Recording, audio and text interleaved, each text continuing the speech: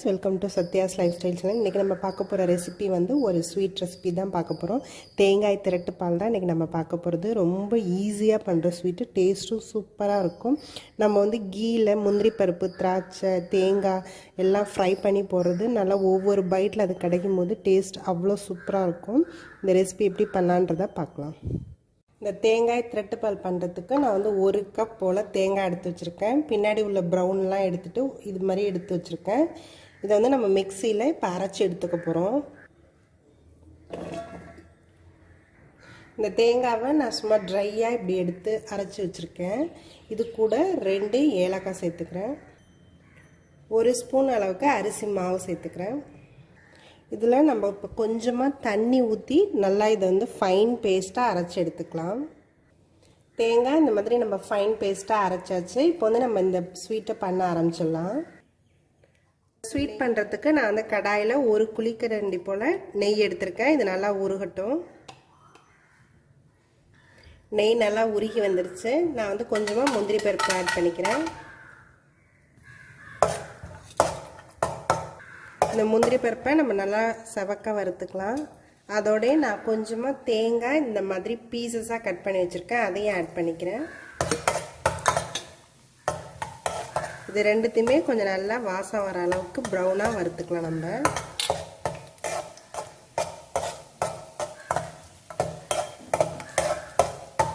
கூடவே கொஞ்சமாக காஞ்ச திராட்சையும் சேர்த்துக்கிறேன், அதையும் நம்ம நல்லா வறுத்து எடுத்துக்கலாம். இது எல்லாமே நல்லா வறுத்தாச்சு. இதை இப்போ நம்ம தனியாக எடுத்துடலாம் எல்லாத்தையுமே. இப்போ சேம் அதே பேன்லேயே நம்ம அந்த தேங்காய் விழுது அரைச்சி வச்சுருக்கோம் இல்லையா, அதை ஆட் பண்ணிக்கலாம். இது நல்லா நம்ம நெய்யில் நல்லா வதக்கணும். இந்த நெய் வந்து எல்லாத்தையும் எடுத்துட்டு திரும்ப விடுற வரைக்கும் இதை நம்ம வதக்க போகிறோம். இதை நல்லா கிளறி விடலாம் இந்த நெய்யோட.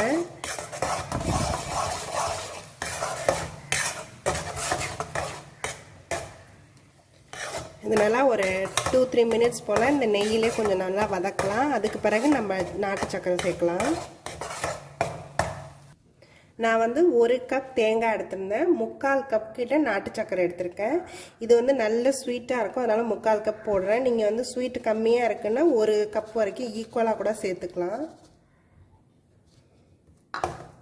இதையும் நல்லா நம்ம இப்போ கிளறி விட்டுடலாம். சக்கரை வந்து நல்லா இலகி வரட்டும்.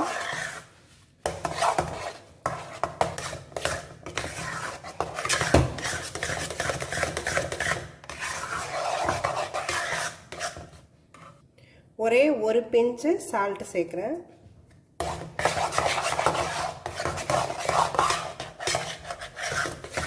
இது நல்லா கை விடாமல் மட்டும் கிளறிக்கிட்டே இருக்கணும். இது வந்து நல்லா நம்ம கிளறிக்கிட்டே இருக்கணும் கை விடாமல், ஏன்னா சைடில் வந்து லைட்டாக பிடிக்க ஆரம்பிக்கும்.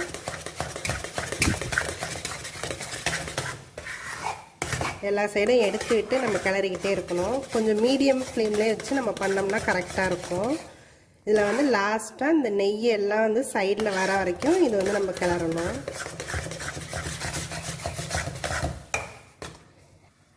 ஒரு ஸ்பூன் போல் நான் நெய் கொஞ்சம் சேர்த்துக்கிறேன். பத்தலைன்னா நம்ம நடுவில் கூட சேர்த்துக்கலாம்.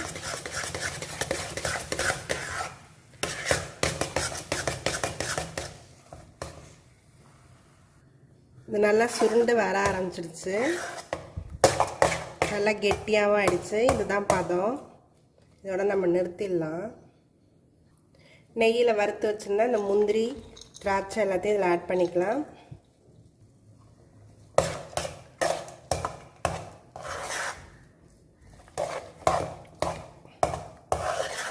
இந்த ஸ்வீட் ரெடி ஆயிடுச்சு.